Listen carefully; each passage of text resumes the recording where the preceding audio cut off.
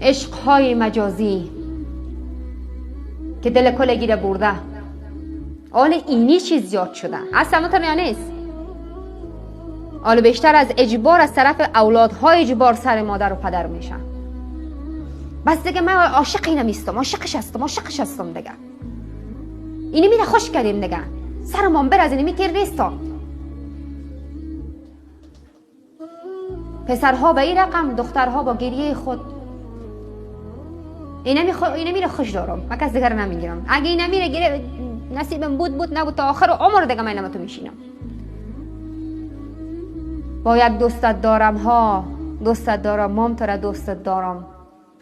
باز وام در فضای مجازی قرار است که ما زندگی حقیقی خود از دریچه فضای مجازی بسازه. من نمیفهم که در ایچی خیر و برکت باشه. پیش از ازدواج چطور محبت باشه. این خب قرآن میگه ولا متخذات اخدان.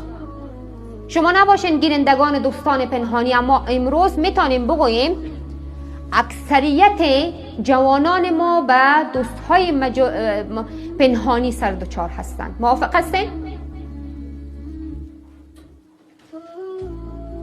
بازی را میمانیم نامش عشق، این را میمانیم نامش محبت، در حالی که کلش هوس، کلش خواهشات نفسانی و کلش شهوت.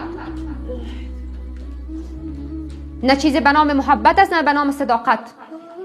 از امی دروازه بسیاری خواهرای ما شکار شدن. و دخلوا البیوت من ابوابها.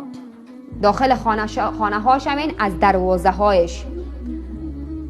به جایی که امروز پسرها از دروازه مرد وارد داخل شون خواستگاری بکنن، از پشت سر از بالای دیوار میان اول از قلب دختر استفاده میکنن.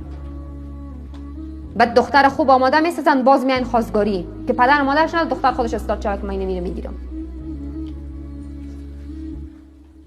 از دید من خب کلانترین مشکلات فعلا در جامعه ما اینه میگه پس باز وقتی که ازدواج صورت میگیره این خب کلش به اساس خواهشات از دیگر. زمانی که ازدواج شد به از نظر خودش عاشقای کامیاب به مراد خود رسیدن با در زندگی عملی نامراد میشن.